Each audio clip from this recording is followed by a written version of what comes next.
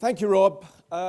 Very much indeed. Thank you, ladies and gentlemen, for inviting me here to speak to you this morning. And I think we've got round about an hour in which I'm going to be able to take some questions along with Rob as well.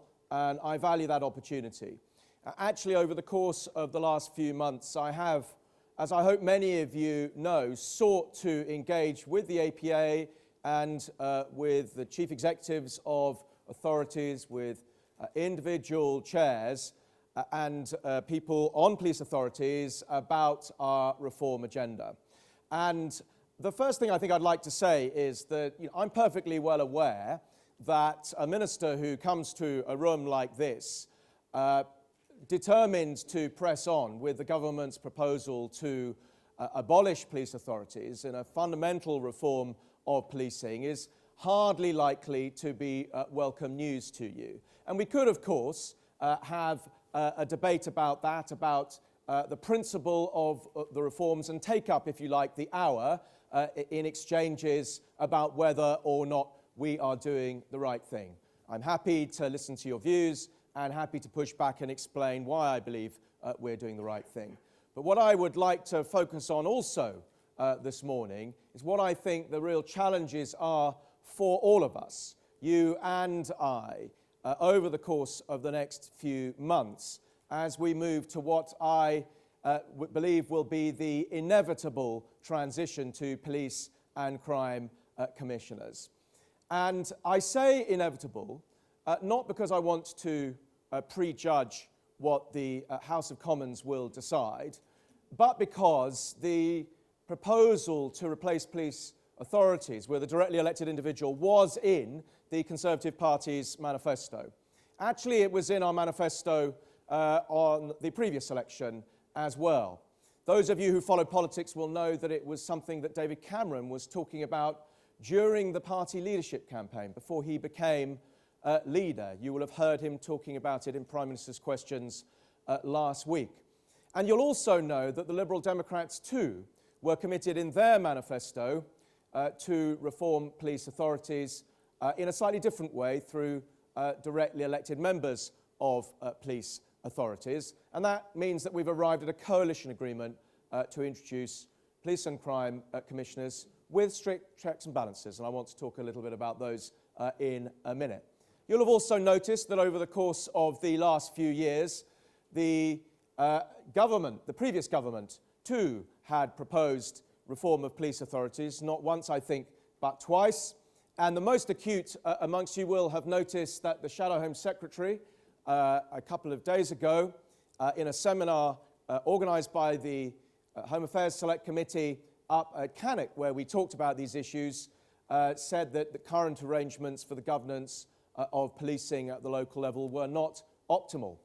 So what I think this means is that every political party is talking about the need for reform. And the sensible thing for us, I think, to do is to engage in that discussion and decide what the right shape of reform will be and how to deliver policing in the 21st century. Rob talked about the tectonic plates shifting, and so they are. And of course, it is sometimes easy for politicians to stand up on a stage, particularly if they're confronted with a group who they know is going to disagree with them, and say what they think the audience wants to hear.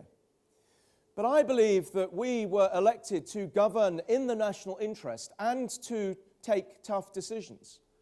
And the very obvious first challenge that we have to deal with, and I do not believe we can evade, is in dealing with the fiscal deficit. In fact, I doubt there's anybody in the room who doesn't agree that we have to deal with a fiscal deficit.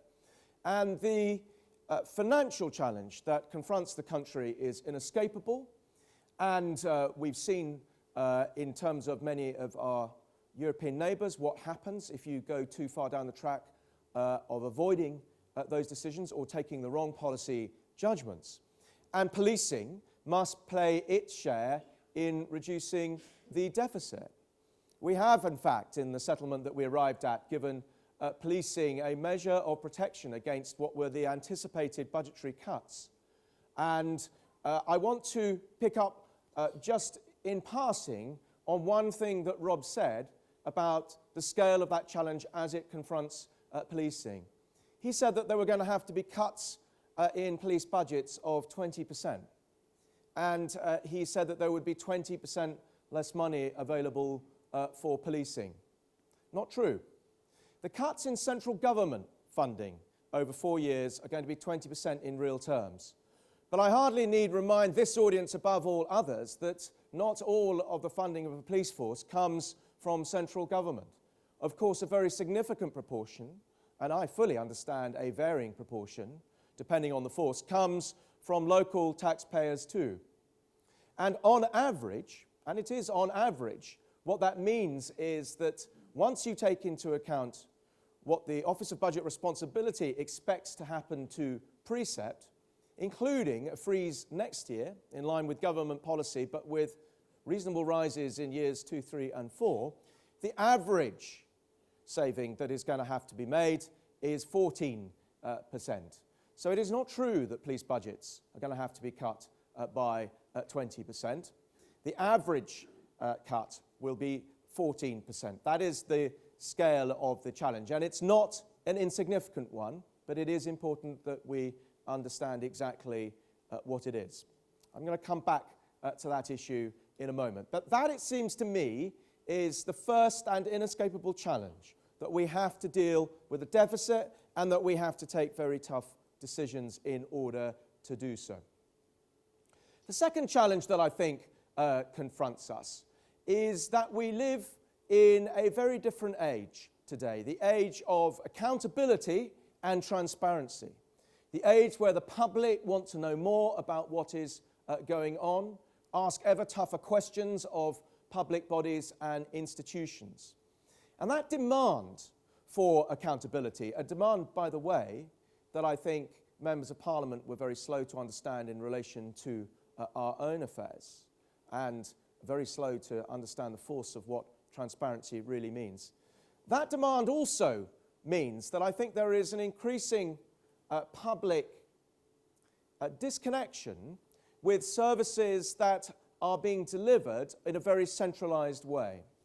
And the story of the last few years, the story of the previous government's attempt to drive up standards in public services is the story that you will all be very familiar with. It's the story of centralism, of diktat, of targets, and of regulation.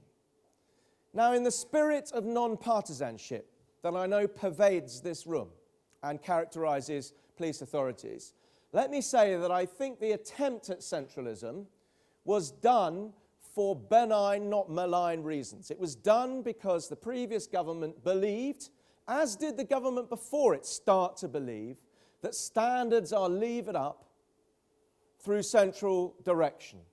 That's where all of this paraphernalia of targets and directive activity came from. But we know that it didn't work. And where it did work, it came at enormous cost. The cost of the burden of bureaucracy.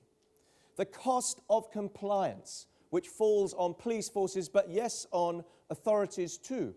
The cost on the discretion of individual police officers as they try and do their job. And this government is absolutely determined to embark upon a truly radical program of reform across the public services, by no means just singling out policing, but not exempting policing either. The philosophical basis of which is to return power and decision-making to local communities, to enhance the local accountability of services, to say that we won't succeed in improving services, in building confidence in them, by central diktat. That instead what we have to do is remove that targetry and find a different means to hold services to account. To be much more focused on what it is that services are delivering and less interested in dictating the process of delivery. And that's why the government scrapped the remaining confidence target. That's why we scrapped the policing pledge. It's why we're talking to the inspectorate about reducing the burden of inspection. It's why when any paper crosses my desk, I ask the question, what is this adding? Is this another attempt by ministers to run policing? Because I wasn't elected or appointed to run policing. That is not the job of central government. And our determination, therefore, is to ensure that decisions which are properly taken at a local level can be taken at a local level. But our judgment, too, is that if we are going to succeed in this program of decentralization, if we're going to move away from an era where the Home Office and even the Home Secretary really believed that they were running local police forces, we have to strengthen local accountability. And to those that ask why we are doing this, the answer, again, is because we believe that we need a stronger local governance if we are to reduce the direction from the centre. That is why we believe that this direct form of accountability to improve the visibility of those that hold the police to account at the local level is so important. And in all of the discussion that we're going to have about exactly how these reforms will work, I do want you to understand our motivation for doing this, which is to improve that local accountability so that the centre can interfere less. I've always thought that there is a kind of paradox about the way government behaved towards policing over the last few years. And the paradox is this, that the government was actually interfering far too much in what seemed to me should be local decision-making. Decisions that forces themselves or those who should hold forces to account locally, in essence, should take. Because police forces sprang out of local communities and should be connected to those communities properly. And yet, at the same time as governments sought that direction, what they were also doing, in my view, was taking their eye off the ball in the things which had to be determined centrally or where a greater central push was needed. And that brings me to what I think is the third challenge that we simply have to rise up to. I've talked about the fiscal challenge. I've talked about the challenge of accountability and transparency in the new age. But the third, it seems to me, is to ensure that we have a police service that is able to rise to the multiple challenges in relation to crime that now confront us. We are asking our police forces to do an ever more difficult job. They not only have to deliver in relation to local policing and in relation to antisocial behaviour, where the public are still asking them and us very tough questions about delivery and performance and whether antisocial behaviour is being dealt with properly. Not only do they have to deliver in relation to these historic local policing issues, but of course there are the growing national challenges that confront policing. The obvious one of confronting terrorism, but also serious and organised crime. New forms of crime in relation to cybercrime, which are emerging. Hidden threats, which the public don't necessarily see, but which are capable of delivering real harm. And we have to ensure that our police forces together, and that's the key word, are able to meet those challenges too.